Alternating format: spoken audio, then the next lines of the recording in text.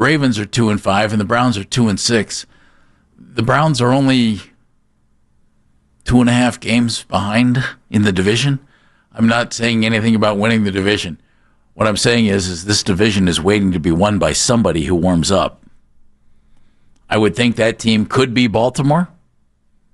I'm hard-pressed to think that team would be Cincinnati. I'm very hard-pressed to think that team is the Browns. But this division is sitting there waiting to be won. The Steelers don't look like world beaters, and they're in first place right now.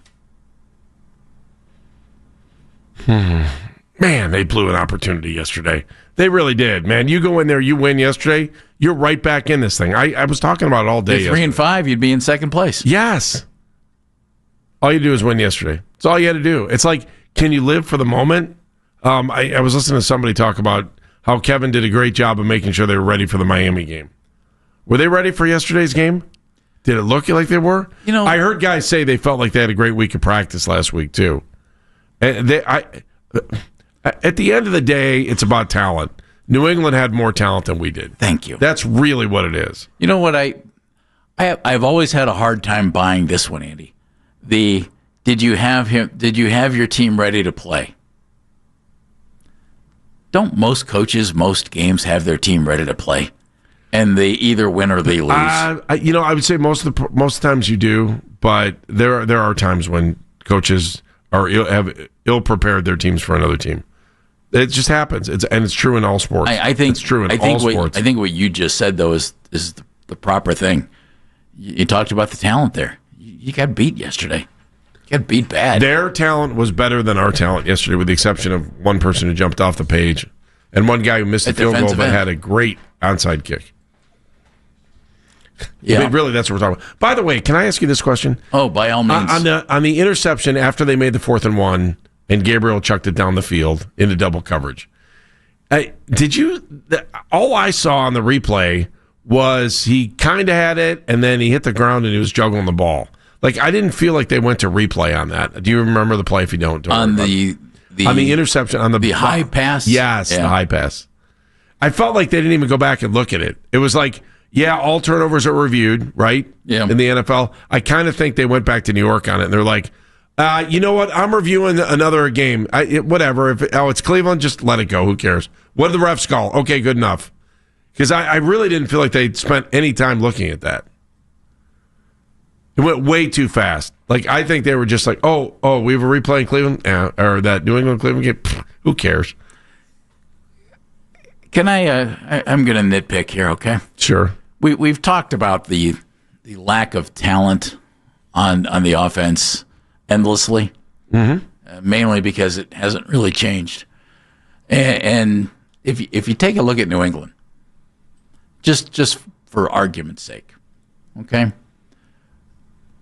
Take a look at what they did this offseason. You had Ramondre Stevenson, who's a pretty solid running back. He's not been great, but he's a guy that I think they thought might be their guy and could be pretty good and has been okay for them. Well, they go out and they bring in Travion Henderson. So they just add to the position group. And not that anything overly great shakes, but you know what I'm saying.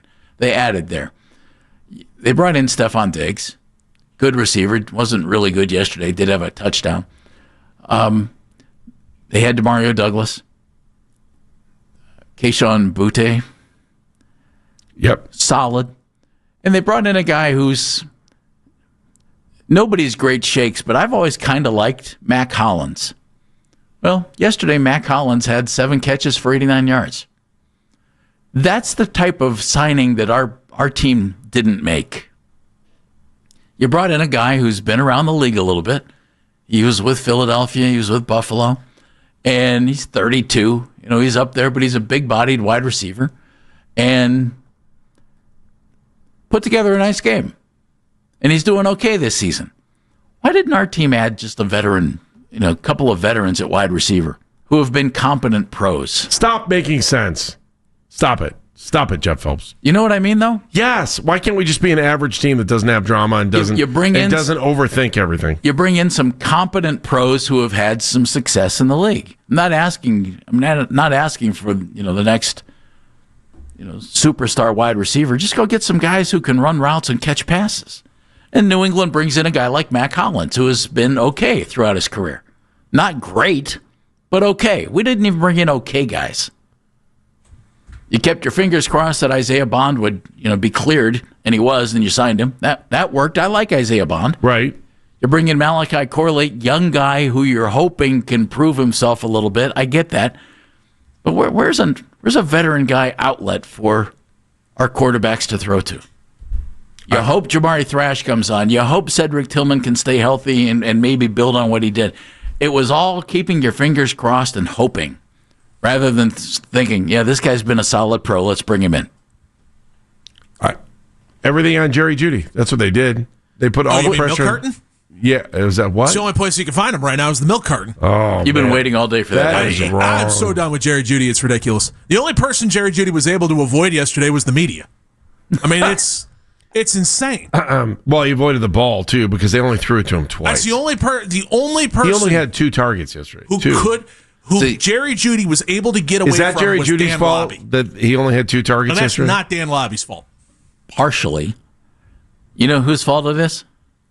That Jerry Jeudy had only 2 targets. I will not let you talk about the United States and the Constitution of the United States of America like that. Clearly, a huge part of it is on Kevin Stefanski. Because if you think he's your best weapon at wide receiver, well, then get him the ball. If it's bubble screens, if whatever it is, get the ball in his hands. You have to get the ball in his hands. Part of it's on Dillon Gabriel.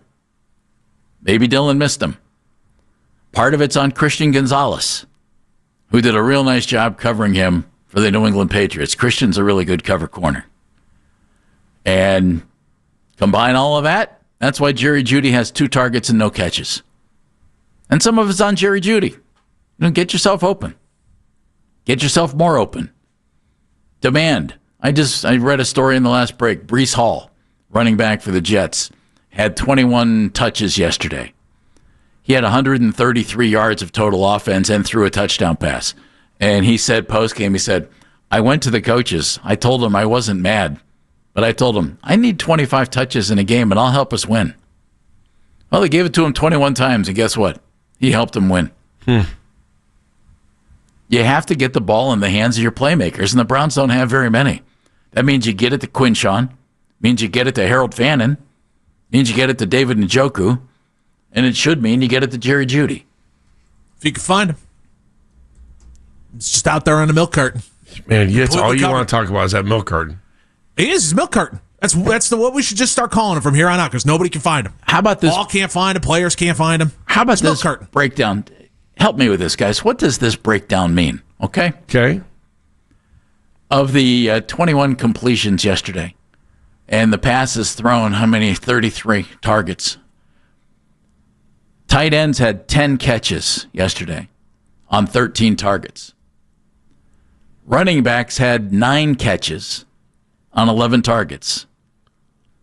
And the wide receivers had 2 catches on 9 targets. It says to me that we're not throwing the ball downfield. That says to me that's all short yardage passing. That says to me you're going to the whoobies for a quarterback, and that's your tight end. Big guys, big area to throw the ball to. Dumping off to the running backs. That's exactly what it is, and dumping off to the running backs. It is really sad. Is that on the that quarterback? Your wide receiver only had, well, your wide receiver. I don't know. Well, here's what I'll say. Thrash had 2 receptions, right? He had the only 2 catches for a wide receiver yesterday. No Isaiah Bond, no Jerry Jeudy. 9. I'm just looking here. 9. 2 catches on 9 targets for wide receivers. Yes.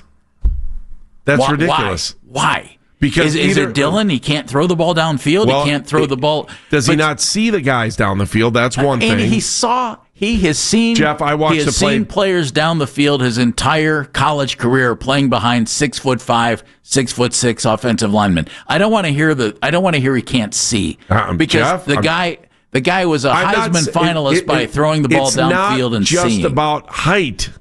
It's about not reading the progression. Now that might be. That's so. Like last week, Daryl and I sat next to each other. He can't see over the offensive lineman because he's done it his entire college career. Okay, but college offensive linemen are monsters. What I'm saying is, as Daryl and I sat there last week, there were a number of times. Well, again, this is from the press box, so our advantage is we have a way different advantage than he does on the field, being able to see the entire field. But there were 2 times that he had rolled out, and Jeudy was wide open and didn't throw the ball. Just didn't even think about I can't even argue with it. I'm sure you're right. It reminded me of how they would just overlook OBJ when he was open all the time. I can't tell you how many times. I can't tell you how many times he was open and they did throw the ball. You're like, what are they? Huh? What are they doing? Kevin's got to get him the ball, and then Dillon has to get him the ball, and that's a combination.